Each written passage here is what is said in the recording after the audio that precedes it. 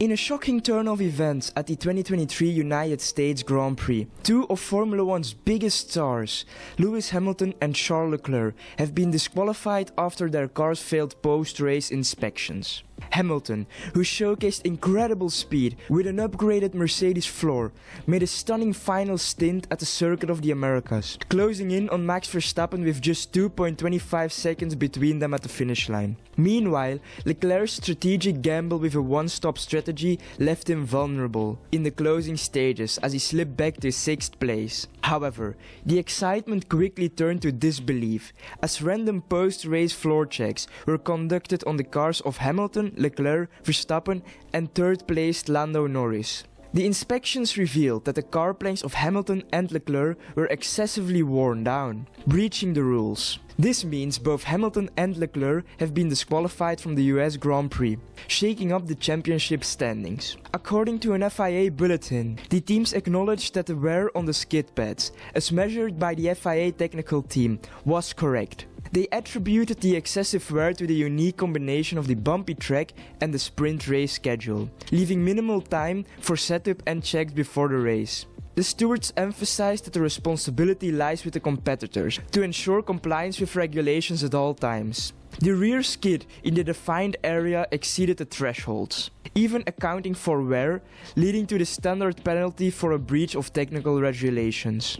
The breach in question involves Article 3.5.9e of the 2023 Formula One Technical Regulations, specifying the thickness of the plank assembly. The stewards noted that this violation was a consequence of the sprint race format colliding with the bumpy track surface at the Circuit of the Americas. Due to these disqualifications, the race standings have been reshuffled. Lando Norris is now promoted to 2nd place, and Carlos Sainz secures the final spot on the podium. Sergio Perez moves up to 4th, followed by George Russell, Pierre Gasly, Lance Stroll, Yuki Tsunoda, Alex Albon, and making history, Logan Sargent now completes the top 10. Sargent scores his first ever F1 points, becoming the first American to do so since Michael Andretti in the 1993 Italian Grand Prix. It's worth noting that this incident marks the first time in years that cars have fallen a fall of these regulations. The plank, a crucial element in the underbody of an F1 car, has seen remarkably few violations in the sport's history, with one of the most notorious instances being Michael Schumacher's disqualification from the 1994 Belgian Grand Prix. What makes this even more intriguing is that this breach occurred in an area where teams are typically meticulous, leaving no room for error. The fact that two powerhouse teams, Mercedes and Ferrari, stumbled upon the same issue in a single race weekend adds a layer of complexity to this rare occurrence. The explanations behind these rule breaches appear crystal clear, prompting both teams to accept their fate once the excessively warm planks were discovered. The tolerance for plank legality is razor thin, allowing no more than 1 mm difference between a fresh plank and one that's been through the rigors of a race.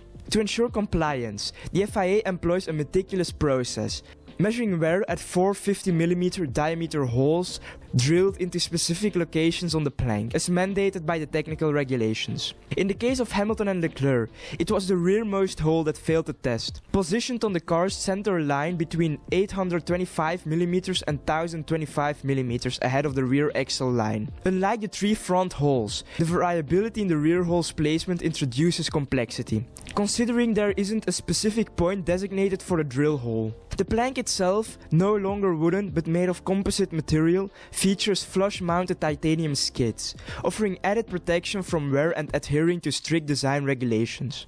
Interestingly, the FIA's decision not to check planks on all cars after the recent disqualifications sparked discussions. Standard procedure involves random checks to assess compliance, with this time Max Verstappen's RB19, Charles Leclerc's SF23, Lewis Hamilton's W14 and Lando Norris' MCL60 were chosen. The Red Bull and McLaren got the green light, but the Ferrari and Mercedes unfortunately did not pass the plank test. The recent disqualifications of Hamilton and Leclerc at the United States Grand Prix weren't just a result of chance. The root cause lies in the cars running too low on the ground, scuffing away the planks over the Austin weekend. Rear ride height, a variable adjusted each weekend, is at the heart of this issue, influenced by factors like fuel loads and DRS use, as aero load fluctuates. Looking ahead, Questions arise about changing FP1 programs at bumpy sprint venues to include heavy fuel runs for better understanding of ride height implications. The disqualifications may spark debate on the sustainability of Parc Fermé rules for sprint weekends, with potential changes to avoid a repeat. While Ferrari and Mercedes might feel a bit hard done by, the post-race checks